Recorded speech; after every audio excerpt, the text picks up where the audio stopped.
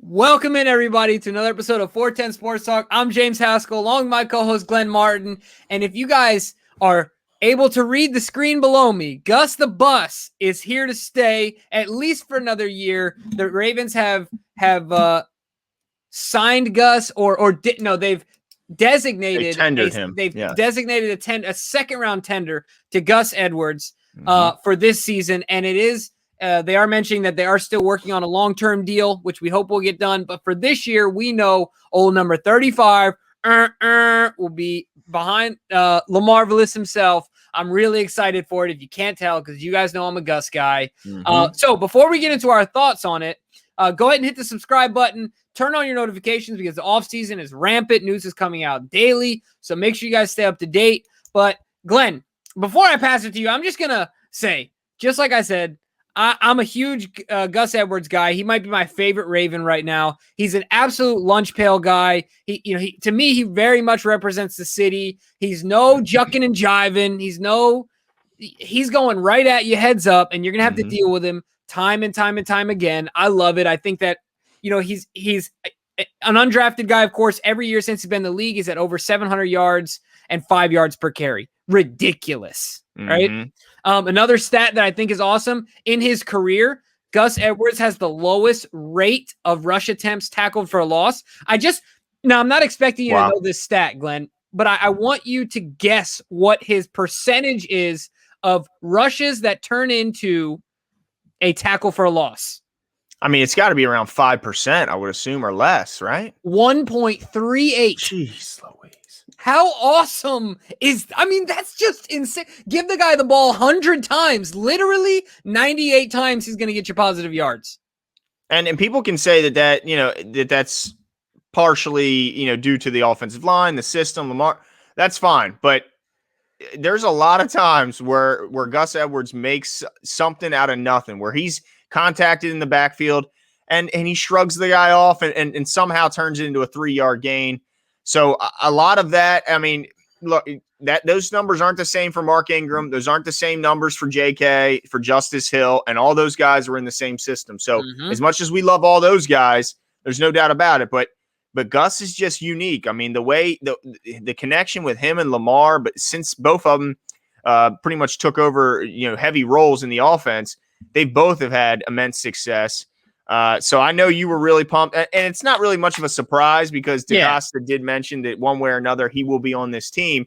But how about how much love and respect he's getting from the Ravens? The fact that they put a second-round tender on this guy, which basically means for anyone unaware is that, first of all, his contract is going to be at or greater than $3.259 million. And Jimmy, you have what was the exact number? 3.4. Will be his cap hit if the deal isn't, if they don't work a long-term deal out.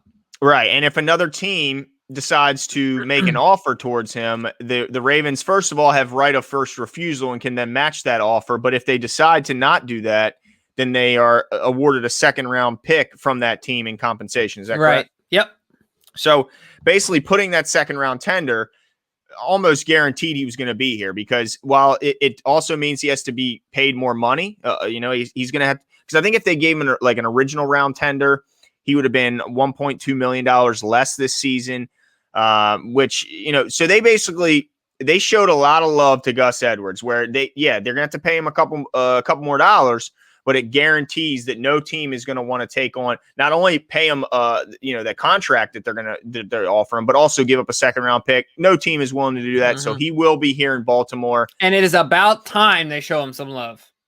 Yeah, well, I mean, is there another team where he has the amount of value that he had here in Baltimore? Look, I'm super biased, so you're asking the wrong guy. I think Gus can flourish in any circumstance.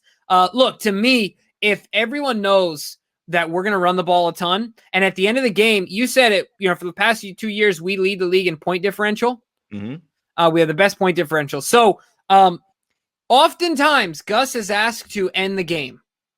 Yep. Everyone knows we're going to run the ball. And guess who still has the lowest rate of tackle for loss? Gus Edwards. That is just insanity to me, right? That's like Mariano Rivera. Everyone knows what he's going to throw. Yeah. One pitch. Right. And you hear Sandman and you still tremble. And right? it's coming, and there ain't nothing you can do about it. And it's the same way to me with Gus, right? Like, you know what's going to happen. And look, you just got to lay back and go see Jesus sometimes because it's just going to happen, right? And he's improved every year. I remember when his first year, as much as he exploded onto the scene, and he absolutely did, there were times where he missed the hole or times we wish he showed a little bit better vision and could have gotten a little bit more out of it. But every year he got better. He gets better and better. This past year, he looked more explosive than we've ever seen him. He trimmed down his body, it toned up a little bit. He expanded his receiving part of his game. I mean, people were always questioning, can this guy catch out of the backfield? Well, he had more catches, yards, and higher yards per catch than the 2 seasons before this past year. So I think he showed that he's getting better and better each year. He's expanding his game. So I'm happy to know he's only here. That he's definitely here for one more year, and I'm hopeful that they can work out a deal. Even though I know that Dobbins is there, but if there's any system that needs 2 number 1 type running backs, it's Baltimore. So I'm hopeful that he's here for years to come and not just this year, but I'll take this year if that's all I can get.